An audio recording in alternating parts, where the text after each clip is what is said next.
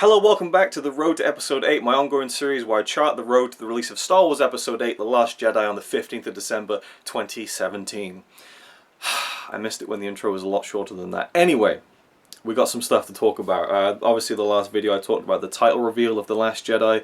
People have been dissecting that title and its meaning for the past few weeks. You know, oh, the text is red, just like Revenge of the Sith and Return of the Jedi. And in both of those films, a Skywalker ends up burning. You know, what's going to happen to Luke in Episode 8? And, oh, if you put The Force Awakens and The Last Jedi next to each other, it says The Force Awakens, The Last Jedi. And that's the first time that's ever happened with two Star Wars titles. Personally, I haven't looked into it that much. I find it fun how everyone's really digging into it and saying, is it The Last Jedi, singular or plural? You know, and hey, I'm as big of a nerd as anyone, but I mean, it's been kind of hilarious to see the depth of which people have been going into this title. I just find it really cool and I enjoy the sound of it and what it could imply, but I'm not really kind of delving into it too much and kind of coming up with theories and concocting ideas about what it means and all that kind of stuff. But yeah, it's very cool that we have a title now, and we're now kind of on the home stretch of seeing the first trailer. When that'll be, don't know. Again, I've kind of been hedging my bets on Celebration in April for a very long time. Ever since they said last July, was it August, when they did the Celebration in London, they said that next year's Celebration will be the Episode 8 Celebration. So that, you know, they're really kind of pushing that, and I think they were going to wait, you know, until after Rogue One. Right now, it just seems unlikely they're going to drop anything, and I don't know whether Carrie Fisher's passing has played into that at all. You know, apparently a trailer has been in the works since November, according to rumor, which, you know, again, may or may not be true. You got to wonder that if that is true, that probably would have hampered things, you know, her passing, and they wouldn't want to release anything right away, which is completely understandable, and the right call if that is the case. But either way, I think at this point, probably we're going to be waiting until April, which I still think is fine. I think people kind of, they take it for granted that we got that Force Awakens teaser like 14 months before the film came out. I think that was a little bit different. That was when, you know, we're going to get to see the first Star Wars film in 10 years, and, you know, the first time we'd seen a film post Return of the Jedi in like 30 years. So it was a big special occasion and film, whereas now, you know, we're at the back end of seeing two new Star Wars films over the past like 14 months. So I think that they're going to hold on to it until April, which I think is fine. I'm really looking forward to that because I think we're going to get something really cool. And I might have mentioned it before, I don't think I have in a video actually, but I have a feeling they're going to end that trailer on something Leia related and it's going to crush us all. So I'm kind of looking forward to it, but kind of nervously anticipating how they're going to play that trailer out.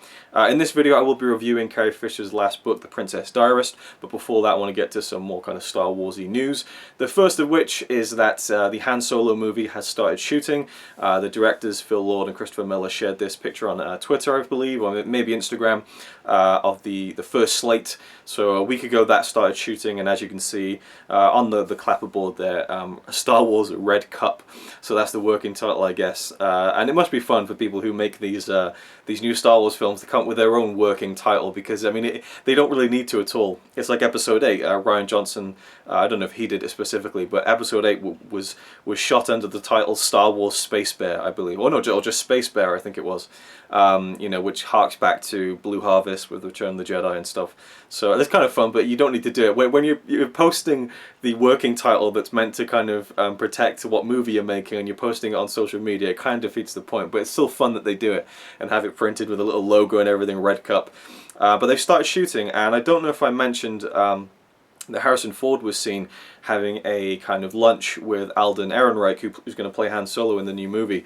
But also this week, we've now seen a similar photo, which I'll put up on screen here, which is Donald Glover, who will be playing Lando Calrissian in the movie, talking to Billy D. Williams, who of course played Lando in the original trilogy. So obviously he was talking to him, and I read an interview with Billy D. Williams where he said that Donald Glover was just wanted to meet him and just get a sense of him. He wasn't really asking him too much, but just wanted to kind of get the feel of him and kind of move it in his own direction in that sense. But obviously, just to kind of, I think it would help if you're going to play this iconic role to be able to meet the person who played that, just to get a sense of them in some way, I think. So I think that's a really good idea. Glad that they did it, and it's kind of fun that we see these kind of sneak shots from social media, like, hey, look who we saw at this restaurant or whatever. And Woody Harrelson has joined the cast and has kind of revealed that his character will be a mentor to Han in the movie.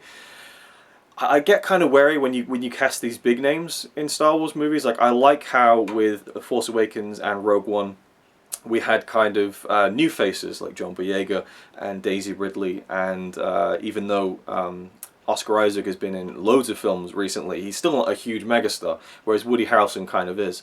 And in Rogue One, again, you have people like Felicity Jones, Ben Mendelsohn, great actors who've been in a lot of stuff recently, but they're not huge stars. I like that. To me, it feels more Star Warsy because I don't know too much of these actors' faces. I haven't seen them too much. Whereas Woody Harrelson, it feels like a big star coming in. But at the same time, we had that with the prequel trilogy, you know, Samuel L. Jackson, Natalie Portman, Christopher Lee, people like that. So I'm sure it will be fine. But when they first announced it, I was kind of like, ooh, bit of a big name to be in a Star Wars film. But he's a great actor. I'm sure he'll do a great job.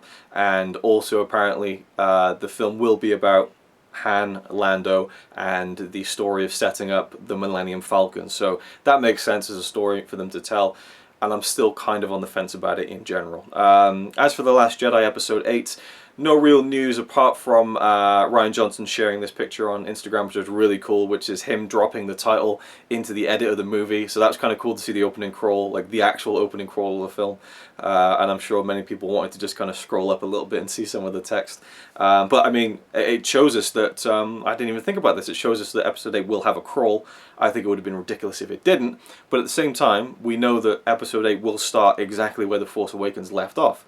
So it ain't just going to go bang and it'll be on the island with Rey and Luke. We'll have a crawl leading into that. So it kind of begs the question, what story is going to be needed to be set up in that crawl before we jump right back in with Luke and Rey? So that's kind of interesting. Maybe they'll talk about, you know, the funeral for Han or something. I don't know. We'll see how that pans out. Anyway, that's all for the Star Warsy news. And now I wanted to review the Princess Diarist, which is the latest book and final book released by Carrie Fisher. She's done a few of these kind of biographies in the past, and she's written many novels which are kind of semi-autobiographical as well. This one focuses on her time making the original Star Wars, and specifically the affair that she had with Harrison Ford. And again, I want to kind of throw this out there for anyone who's new to my channel or these videos. Throughout these Road to videos, I will throw in these reviews of Star Wars centric stuff that aren't necessarily about the road to the new movie coming out, but it's just me kind of delving into more Star Wars stuff and kind of talking about it. And with Carrie Fisher, you know, passing recently, I really wanted to check this out. And I will say, and I listened to the audiobook, by the way. I didn't read the book. I listened to the audio version, which is read by Carrie Fisher herself, which is a big plus to me. But it made it really difficult at times because she talks in the book a lot about death and her dying, you know, and she does it in very offhand ways, like, you know, oh, I'm sure, you know, once I'm dead and gone, all the TV obituaries will show a picture of that young girl with the innocent face and the buns around her inexperienced ears, and I'm like, yeah, that's what they did, you know, and so you have these eerie moments, but the majority of the book is about her when she was getting into the movie industry. She talks about how she didn't really want to be an actress, how she kind of fell into it, and how Star Wars happened. And, you know, you've heard the stories before if you're a big Star Wars fan about how people were cast and things like that, but this really goes into detail about her perspective of it and stuff, and her relationship with her mother, who was a big star, and her struggles and things like that, and how she got involved in Star Wars. And it goes into so much detail about her year making that first film. And as a Star Wars fan, it's fascinating. It really is. And her talking about Harrison Ford and how she was drawn to him and how they got into a relationship, which is a very interesting story. I don't want to spoil too much about it. It does raise the question, you know, why is this the first time it's being told of? Because for years, you know, she's denied that she ever had any kind of relationship with Harrison Ford, and now she comes out with it, which almost seems a bit too like, oh, well, she needs something to sell the book with, right? But the way that she told it, I mean, it sounds so believable to me, and it's almost more than it really is made out to be. You know, to me, it just seemed like two people who were kind of lonely and kind of got into a thing while they were doing another thing, you know. But it's obviously a bit controversial because Harrison Ford was married at the time and was significantly older than Carrie Fisher, although she was still, I think, 19, 20 when the affair happened. But it's really interesting to listen to that story told within the context of, you know, making one of the biggest movies of all time. And she puts that into context as well. She talks about all the big things that happened the year it was made in 1976. She talks about all the famous people who died in 1976, and she says something like, we lost a lot of great people that year. And it really made me think, like, holy shit, like, everyone goes on about 2016 like, oh, you know, so many people died, famous people who are influential and inspirational in terms of, you know, the arts.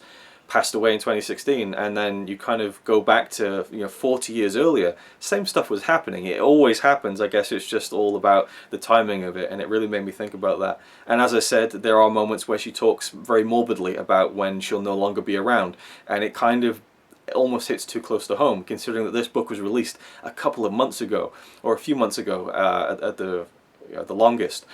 And I believe she was promoting the book, like the day before she passed away, or the day before she had the heart attack, which led to her passing.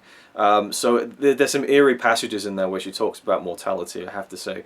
Now, I have to judge it honestly, and I think that it's a flawed book. The first kind of half of it, I think, is phenomenal. I think, and hearing her kind of read her own work, I think, is really cool, because she puts these inflections into things, and she kind of does voices of the people she's talking about, and it's really fun. And there'll be moments where you catch her kind of laughing at her own joke, or how silly something she's written is, and it's really sweet. And her writing is phenomenal. Like, the things that she describes are so well written and hilarious as well. I mean, she had such a wit and such a talent, and this is my first real experience with her writing in long form, and I really want to go back now and check out her other books, her other biographies and autobiographies, and her novels.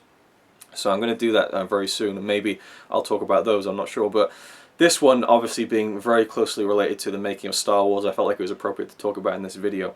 But it's called The Princess Diarist. She found her diaries from when she was making Star Wars, and she was a 19-year-old kid when she did that. And there's this whole section about 2/3 of the way through the book where you just get the full, well, not full, but you get a full kind of big chunk that is all her diaries from that time.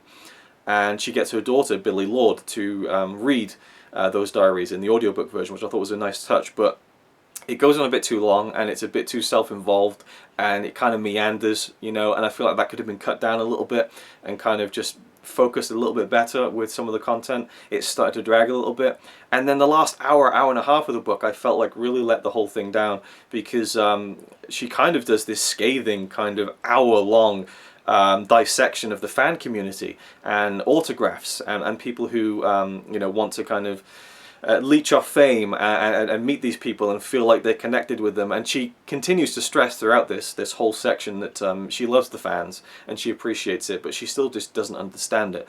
And while I think her intentions were good and honest, which I always respect, by the way, but I feel like a lot of people who are like super fans and it means so much to them might get a bit offended by some of the things she says. I mean, there's some really funny stories in there as well, like when a group of parents brought their kids to see Carrie Fisher recently, and the little girl starts crying, and she's like, I don't want to meet old Leia, I want to meet the young one. And obviously the parents are mortified by this and like, oh, I'm so sorry. And Carrie's like, well, I'm the one who's aged, I should be apologizing. But there's some stories where you're just like, oh God, some of these fans, and it just makes it so awkward. And she kind of goes into that and has fun with it. But I feel like it didn't really fit with the rest of the book. It kind of just went off from the main points and just kind of digressed down and just wound into its finish. And again, the end of the book is again one of those kind of morbid notes where it's kind of like, ooh, it's almost like she knew that her time was coming. It really is kind of eerie in a way. But overall, I really, really enjoyed it, and I highly recommend you checking it out and reading it. And I would even recommend further listening to the audiobook version, because you get to hear her talk about it, or you get to hear her, speak her words. And I think that's a better way with celebrity autobiographies. You can kind of hear it directly from the person, and I like that a lot.